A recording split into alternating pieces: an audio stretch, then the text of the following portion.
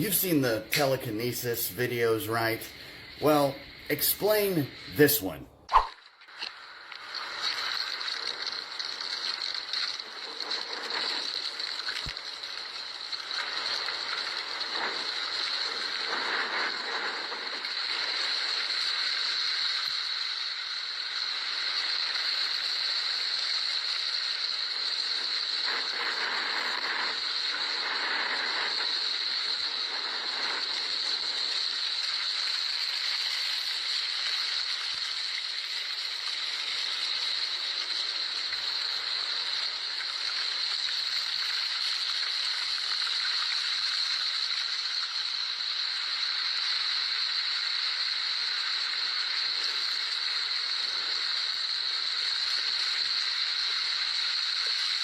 I have seen a lot of these and I have never once questioned whether it was fake or not. Of course they're fake. But this one has me questioning it. I'm like, wait, okay, how do you fake that?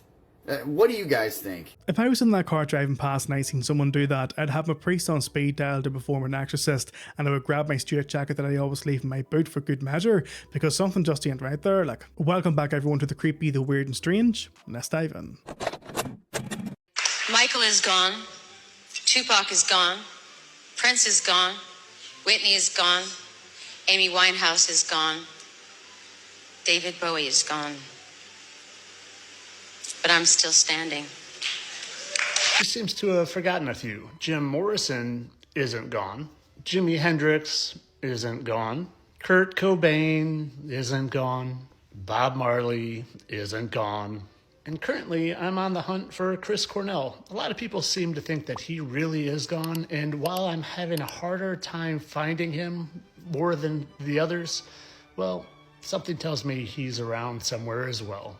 And if you're coming across my page for the very first time, just go ahead and scroll down and you'll see all these videos like Nelson Mandela being Bob Marley, or David Blaine being Prince. But getting back to the beginning of this post, Madonna. I am working on quite an interesting theory on who Madonna's parents are. You ever notice how much she looks like Priscilla and how much she looks like Elvis? And hey, do you ever notice their resemblance? And I mean, look at those eyebrows. Those are definitely hereditary, coming from dear old dad. And hey, Darren and Elvis Aaron Presley. Something to it. There's something here, and I'm working on it. But of course, all this is for entertainment purposes. I know that Madonna's mom isn't really Priscilla Presley, and her dad isn't really Elvis. And Barron's dad really isn't Elvis, who is really Donald, and his mom isn't really Diana, who's really Melania. All for entertainment purposes. But I mean, come on, people. I like this kind of conspiracy, but the whole Jimi Hendrix to Morgan Freeman thing is a bit of a stretch, to be honest. But I definitely do think that Chris Cornell is no longer with us. Have you guys seen this episode of South Park? Well, like, South Park doesn't usually, like, shock me because it's South Park, but this shocked me. That's Oprah. I just think it's so creative and hilarious how they take situations and just turn it into a really, really funny show. They did a really good job on Oprah with this one. It is absolutely mind-blowing to me. And this isn't new either. This has been out for a few years, this episode. Like, honest to God, wow. I have nothing, like, so funny, right? But yeah, let me know what you think. This is only for entertainment purposes, of course. It's South Park, which is just a really funny cartoon. That's all. I know it's just South Park doing what they do best, but there is a conspiracy called Frazzle Drip where apparently Hillary and her aide was shown to be drinking the red stuff in some video. You know that flood that every culture has? The one that killed everything on Earth besides a few humans and animals? Well, believe it or not, there is an ancient structure still standing today that predicted the Great Flood. In 1994, a group of archaeologists discovered a structure by the name of Göbekli Tepe. This discovery has completely thrown off archaeology like never before. It was believed that the Sumerians had the first written language ever. However, this has now become false. The Göbekli Tepe, which is a temple dating back to 1600 years ago, existed 6,000 years before the Sumerians and 7,000 years before the Great Pyramids. The temple contains 16-foot pillars in the center with incredibly intricate carvings of star constellations. It predicts the alignment of the stars and the sun, which is now believed that it was made so in order to predict the Great Flood. It even had hieroglyphs depicting a world buried underwater. What's even crazier is that this temple is located in Turkey, just a few miles away from where Noah's Ark is believed to have been found. If you want to see the images of the temple and the carvings, comment view images. I don't think I've ever heard of this one before, but it did read up on some of it there now, and apparently it is believed that the carvings on the pillars also included celestial beings and were also used for significant celestial events. Have you heard about the Russian scientist and entomologist that created an anti-gravity vehicle using beetle shells? Well, in the 1990s, Viktor Gramenikov discovered a specific type of beetle in the Crimea steppes that didn't fly, it levitated. This, of course, is patently impossible based off any type of normal physics. However, after taking these beetles to his lab and analysing them, he found out that the beetle wings themselves were creating an anti-gravity phenomena under certain conditions. Grebennikov would then go on to crush these beetle wings up and attach them to a simple wooden platform. Despite the incredible speeds he claimed it could get, the rider would not experience any type of effect. No inertia properties or dynamic pressure, almost as if they were ensconced in a bubble or a force field. He filed for a patent, but his patent application was resoundingly denied, and his work would be suppressed and seized by the Russian government officials. Maybe Gramenikov had stumbled across something more powerful and thus more dangerous than he could have previously imagined. A deep and almost mystical power sought after by humans for centuries. What do you guys think about Victor's discoveries? Let me know in the comments and follow for more. So I looked this up, and apparently before his passing, he did confess that it was a hoax or utopia. Now, whether or not that's true or he was forced to say this is another story. Now, we listen and we don't judge, but there's an incident that, we can't talk about that is happening in, the state on the West Coast near the South in a location that's restarted again. And Interstate 5, it's completely shut down. And people had to, not allowed to be there anymore due to that. And when they asked that gentleman about it, there's 8,000 acres that are gone. Yeah, and these people went to go help that situation. And there's these things that are in the air that have 4 blades that fly around that are carrying stuff to put it out, because that place that we can't talk about, it, you know how it doesn't have it in its system. So let's see if I'm now able to show up in your videos. Take care. God bless. I looked this up, and it's called the Hughes Fire in Castaic. Is that how you pronounce it? It's in California, and it started since yesterday and has spread over 10,000 acres so far. But what are your thoughts on this one? US 20230225659A1. That is earbuds that are designed and patented by Apple to literally read your brainwaves, record your brainwaves. Did you know that? Holy smokes. You're not going to believe what these guys have the control to do with these. Check this out. The patent is for a biosignal sensing device using dynamic selection of electrodes. This is absolutely Apple. It is 2023 and it gets not good.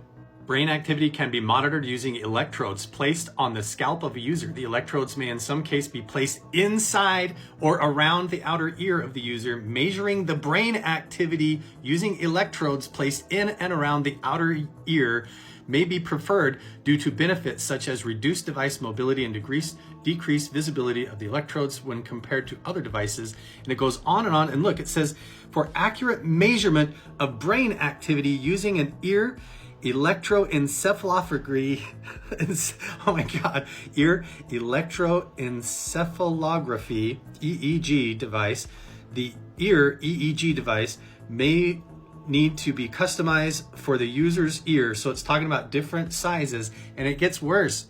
When you go down into the components of the patent details of how this thing is made, it says the tip, part 202, may be made of any material such as plastic, rubber, conductive material, silicone, or a mixture of these. In some embodiments, the housing underneath the tip 202 may be made of any kind of metal, ceramic, glass, plastic material, or a mixture of these. And the earpiece, part 202, is the silicone part that you actually put inside your ear. So they're saying that all those little dots and the silicone piece, the earbud, and it even goes on to say this little metal piece on the end, on the stem that comes down, is all used to capture and record your EEG brainwave activity. It even goes on in the patent and says how the left ear and the right ear, one can be the transmitter, one can be the receiver, it doesn't matter which one, and they have the rights to make it whichever one. And what it will do is through the conduction, through your skin and contact with your skin, when you put the earbuds in, they can read your mind. They can read your brainwaves, and they can map out your brainwaves with Apple earbuds. Measurements of brain activity using an ear electroencephalography device and ear EEG device may need to be customized for a user's ear. In some embodiments, the selection of one or more activity or reference electrodes may be performed using a machine learning based model. The machine learning based model may be configured to select one or more active electrodes. So basically, if you don't have perfect contact in your ear, the machine learning can adjust itself and it can apply power or things to different areas of the ear so that it can have the best contact no matter what the physical distance between the touching point and the ear is. So they're saying, even if it's not put in your ear very good, they want the models to be able to still perform the job. The earbud may be used to measure biosignal, for example, an EEG for measuring brain activity as described earlier. A current available earbud measuring the EEG may include an active electrode on the tip 102. It shows all of the images of your earbuds and how the silicone tip of it is actually an EEG brainwave monitoring system. It shows how they can integrate, blend into the silicone in either rings like this. They can even split it up into different slots like this to get the same effect, or even the one that has all the little holes in the silicone. So this patent measures activity in the brain from the cerebral cortex. It measures magnetic fields from neutral activity, eye movements, muscle activity, the list goes on. They also have 4 more biosensing patents, but the real question is, can it send signals to manipulate the brain? What in the f*** is this? This video has emerged shot from a passenger on a United flight from Newark to Tampa. This ain't no drone. That's a goddamn flying saucer, if I've ever seen one. Now, it's so almost too good to be true that immediately I think, well, it's AI generated or VFX. Because, 2025, that's always an assumption, even though this looks very real to me. So I ran it through Hive, the deep fake and the AI detector and VFX detector. Look at the score it got. This looks very real. When you can't trust your own eyes and you have to use an AI detector to ensure the videos you watch isn't AI, you know you're living in messed up times. I noticed we're not seeing Palestine. We're not seeing the California wildfires. No more drones. No more Cat Williams. No more Terrence Howard. They're not talking about Luigi. They're not talking about the guy that they found on the East Coast with 150 pipe bombs. They're not talking about none of this stuff, bro. Dang. They finessed us. This app is definitely different. That's crazy. Who else noticed this, bro? I knew it was something different about TikTok, bro. Bro, I want y'all to go in y'all search bar, search the California wildfire. I just posted about the California wildfires. But as soon as that uploaded, I started thinking, I ain't seen no alien content, no conspiracy content dealing with the devil. They ain't talking about that spaceship that they found in space that was coming. Remember that? Bro, how is this okay? See, I'm about to go back to red note, bro. So do you think TikTok was never going to be banned, that there was going to be an agreement in place to remove and restrict certain topics and content, and that the only way to perform this was by turning off their service for a short time in the States? How would you handle this situation? Bro, is that my fork? What? Hello? No. Why is that? No. Hello? What the hell? Bro, I don't care about my bike. Hello? Is anybody there? I don't know, dude. Am I just hearing things? Hello?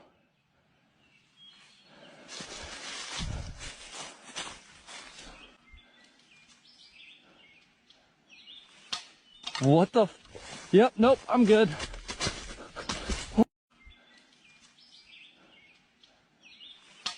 What the Yep, nope, I'm good. A part of me would jump out of my skin and throw it to him to keep him warm for a few days, but the logical side of me would force me to actually help him. But if this was real, what would you do in those circumstances? If you're enjoying the compilation so far and you want to support the channel, you can smash the like button, subscribe, comment, or even share, as it really does help out. Thank you. The government is able to borrow a tremendous amount of money and therefore spend more than it takes in taxes through this process. But never enough. They always need more than that. Not to worry, they say. They walk further down the street to the Federal Reserve building. Now the Fed has been waiting for them. That's one of the reasons it was created.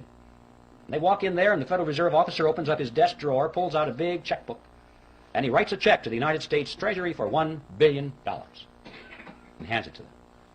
Now we need to stop and ask a question. Where did they get that money? That $1 billion, that's a lot of money. Who put the money into that account for the Federal Reserve so they could give it to Congress or to the Treasury? And the answer is, there is no money there. There's absolutely zero. There's just a checkbook. Well, if you and I were to do that, we would go to jail. But they can do it because Congress wants them to do it. This, in fact, is the payoff. This is the benefit to the government for being in the partnership. The government can go to the Federal Reserve and obtain instant amounts of any amount of money they want without having to confront the taxpayer and say, we're going to raise your taxes for this money directly. It would be very unpopular if Congress had to go to the public and say, you know, we have a lot of money we want to take from you folks, and it's going to cost you $3,000 per family more than it did last year. You know how long they'd last in office. So they like this mandrake mechanism very well. The public doesn't know that it's costing them anything.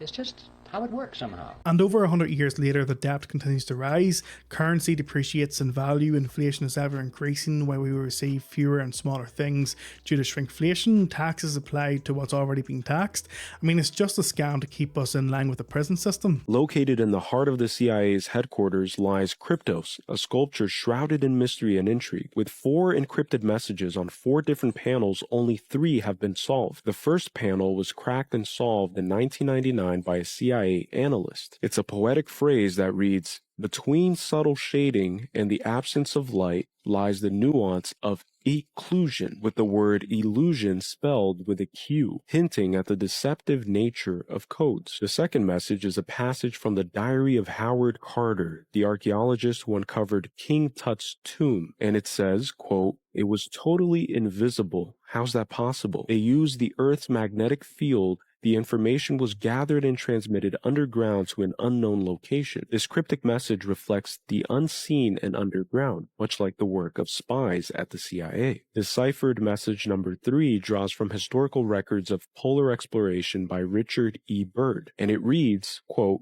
Slowly, desperately slowly, the remains of passage debris that encumbered the lower part of the doorway was removed. With trembling hands, I made a tiny breach in the upper left-hand corner. The sculpture's creator, Jim Sanborn, has given clues but insists that the final part requires unconventional thinking and a deep understanding of the sculpture's context and history, making Kryptos not just a puzzle, but a mirror reflecting the essence of intelligence work, hidden in plain sight, yet obscured from understanding. What if the fourth clue had been solved and the person or people who solved it never actually came forward because of how dark it was? It just left them in that much fear to come forward. That's bigger than me. Look at that, look at that, look at that, look at that, look at that. Something, oh my God, oh my God.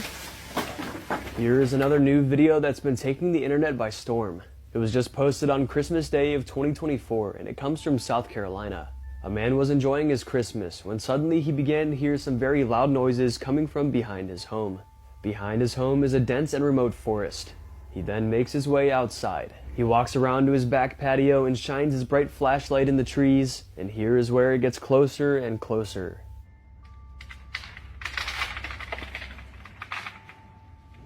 I've never seen anything like it in my life. This is the second time I've come over here. First time, when I got up under them trying to figure out what it was, they started breaking limbs off and throwing them at me.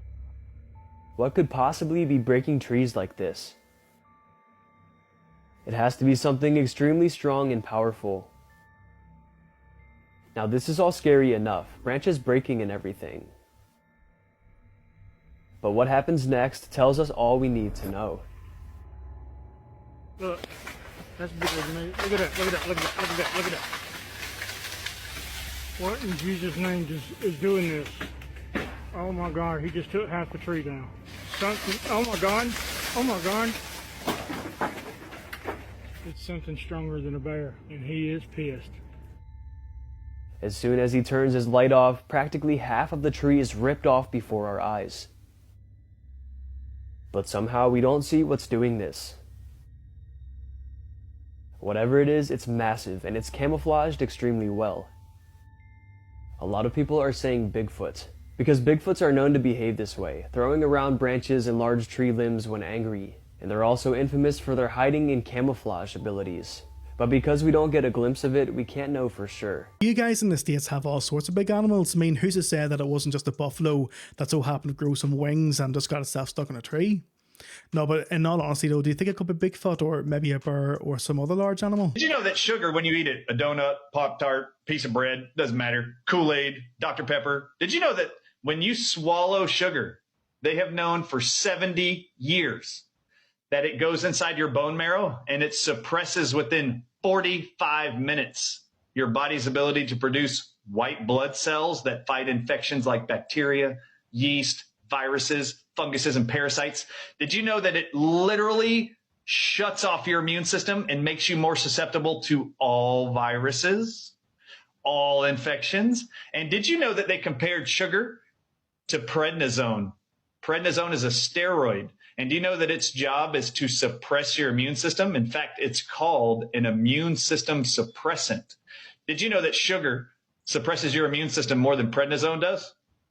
So if you're trying to fight an infection, if you're worried about the bird flu in the future, and I find out you're eating donuts and Pop-Tarts and cereal in the morning, I don't care about your health. I don't know if sugar is more of an immune suppressant than prednisone, but I have heard that people who are on a keto diet have seen their diabetes disappear, arthritis disappear, among other benefits, because of the fact that they don't have any sugar in their diet. This image is located in the UN building. It's the flat Earth, with a sun and a moon map, the four corners of the Earth, the Antarctic ice wall, and look at that, there's extra land outside it. Now why would they have this in their building? It's extremely interesting because what I found was the people that got along the best actually complemented each other in the frequency spectrum. So if I, for example, I happen to know my chart, I'm high in the note of E, F, and F sharp, and the person I'm with has absolutely none of it in his voice. But I'm low in A sharp, which is my birth note, which is Aquarius, color purple, and he's happened to be chock full of it. And I began to watch this as I was teaching frequency and watching people interact and then voice printing them. I was able to see how we feed each other frequency and our frequency patterns. So if you're sitting next to someone who has exactly what you need, you're low in the note C or the color red, and you're sitting next to someone like Dean with a red shirt, that's going to help fill in some of your frequency. And octaves are important because it's through the octaves that we're able to reach all the different layers of the body. When I want to talk to your muscle, I talk to it in about the 15 to 30 hertz range. But if I need to talk to you about a genetic problem on the DNA level, I can't give you a waveform that's only 1 or 2 hertz because you can't hear it and we can't accurately reproduce it, at least on the equipment that we have. So I need to give you a frequency that will subtract down to that frequency, and we can then begin to address issues that are on other layers of the body. The interesting thing for me at this point about this particular waveform is that it's also, I believe, showing us your energy fields, your emotional level, the etheric fields, the mental body, and the causal body are demonstrated here. Began to do some studies in that, and what I found is that the frequencies as they appear in people's charts up in those higher levels don't correspond to physical substances like calcium or magnesium. What they're corresponding to are very specific and important dates.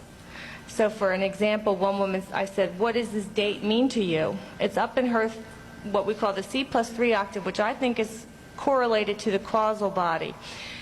That was the day that her baby died, for example. And she was amazed. He died 40 years ago. But that date is stored up in that C+3 octave. The dates usually correspond to significant people in the person's life. That's my husband's birthday. That's the day my mother died. That's when 3 of my children, that's their birthdays, my best friend's birthday, that kind of thing. So this chart is also not only giving us a look at what's happening to you on the physical layer, it's also giving us a look at what's happening to you on the emotional level and on the etheric level. One of the really neat things that our program does, and I'll get into right now, is the reverse speech processing. And what we're looking at as we listen to your voice, before we analyze it into a FFT plot, which we can measure the waveforms, we listen to it in reverse speech. Because we believe that the right brain is mirroring your unconscious, subconscious messages over left brain speech. So the program gives us this capability. And in my own research, I'm always looking for the unconscious, subconscious of the person to lead me in the direction that we need to go in frequency work to help them get better. MS patients, for me, are always a good example of that. I'm always trying to come up with what's happening to cause their MS, since we don't have a really good physical problem. It seems to be up in the emotional layers of the body and of the energy fields. So by listening to reverse speech patterns, we're beginning to formulate and get some information from the right brain about what's going on in the unconscious, and I'm hoping someday for the unconscious to tell me what we need to do to help that person get better, what they need to do. We did some reverse speech processing last night on me, which was really funny. What I kept saying in reverse speech, clear as I need it, I need it, I need it. And what I was asking the computer to tell me about was a hormonal imbalance I think I'm having, and I wanted it to show me hormone levels and actually pointed to problems in the hypothalamus at luteinizing hormone. But in reverse speech, I was saying, I need it, I need it, I need it, I need it. And I said it just like that, clear as a bell in reverse speech. I said, well, I guess we won't look at frequency. I think I need it. I'm not sure if this is true or pseudoscience, but if I was listening to my own speech in reverse, I'm pretty sure that if I was to listen back to it, it would say, We are famished, yes, famished, we are precious. Long time ago, probably 4,000 to 5,000 years ago, the indigenous wisdom keepers of Egypt tell us that the age of Amun began. The age of darkness, the age of hiddenness. There were 7 world powers. They're all basically the same entity, these 7 world powers. Because what's a world power? What's an empire? It's a corporation. You can't go and find, where's the government, right? They've got buildings, but is that a government? No. They've got idiots that tell lies on the Rothschild-controlled media all day long. Is that the government? No, they're just people who work for the government. What's the government? I don't know. It's an invisible thing. It's the government, right? And we're scared of it. Rome is the current world power. Absolutely rules the world. How does it do it? Well, you don't know it's ruling. Most of educated types repeating the rubbish that they teach in their universities and institutions, all run by the Vatican. People who come out of those institutions, they wouldn't know this. They laugh at you. Rome, still ruling. Oh yeah, well, check out the Senate when Barack Obama is standing there and he's got his gold trim American flag behind him, the Catholic corporate flag, and 8-foot tall fasci of Rome, one on his left, one on his right, and that's Rome telling you, hey man, we rule your ass. Hey TikTok, today we're diving into the mysterious world of the Bilderberg Group. Here are 10 mind-blowing facts you need to know. Let's go. Fact number 1. The Bilderberg Group was founded in 1954. It started as a way to foster dialogue between Europe and North America. Fact number 2. They meet annually in secret locations around the world. The meetings are closed to the public and the press. Fact number 3. The guest list reads like a who's who of global elites. We're talking politicians, business leaders, and royalty. Fact number 4. No official minutes are recorded. This keeps discussions private and fuels conspiracy theories. Fact number 5. Each meeting lasts for just a few days, but the impact can last years. Decisions made can influence global policy. Fact number 6. The group has faced significant criticism for its lack of transparency. Many view it as a shadowy power broker. Fact number 7. They discuss major issues like economics, security, and technology. It's a place where big ideas meet. Fact number 8. Media coverage is often limited, making it a hotbed for speculation and theories. Fact number 9. Notable past attendees include Bill Clinton, Henry Kissinger, and Margaret Thatcher. Fact number 10. Despite all the hype, no one knows exactly what happens behind those closed doors. What do you think they're discussing? Curious about more secret societies? We could think of a few things that could be discussing, like how the weather is, what their favourite colour is, or what they thought the funniest cat clip from the compilation they sent on their group chat was. But on a serious note though, what's the one conspiracy that bothers you most about this group? People who will rotate with the microphone, so please raise your hands if you have any question or any comment to be made. And don't be shy. Keiner fragt. No. I don't see people up. Hi, I have a question. Hi, Mr. Swab. It's Canoes here, Faye Canoes from CNN. Love the new haircut, by the way, Mr. Swab. Is it true that you inspired Warner Bros. To collab with Steven Spielberg in the making of Pinky and the Brain? Also be clear, the future is not just happening. The future is built by us. Do you realize, as I'm standing here, the Earth is spinning on its axis 1,000 miles an hour? Like if I was God spinning a basketball 1,000 miles an hour. And at the same time it's doing that, the Earth is going in orbit around the sun. At guess what rate of speed? 66,000 miles an hour. 66,000 miles an hour, 1,000 miles an hour. And on top of that, the whole solar system is going through the Milky Way galaxy. At guess what rate of speed? 400,000 miles an hour. 400,000 miles an hour, 66,000 miles an hour, and 1,000 miles an hour. And to top it all off, as that's happening, the whole Milky Way galaxy is tearing through the universe. At guess what rate of speed?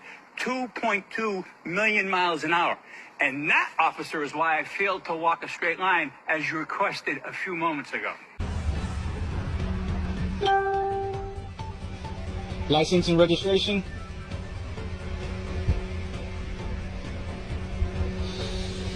Alright, can you get out of the car so I can check your car? What's that? Can you get out of the car so I can check your car? Like, can you step out, please?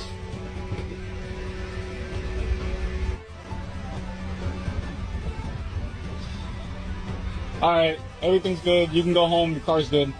Huh? You can go home. Okay. What? No, go home. Yeah. No, go home. Aquí? No, go home.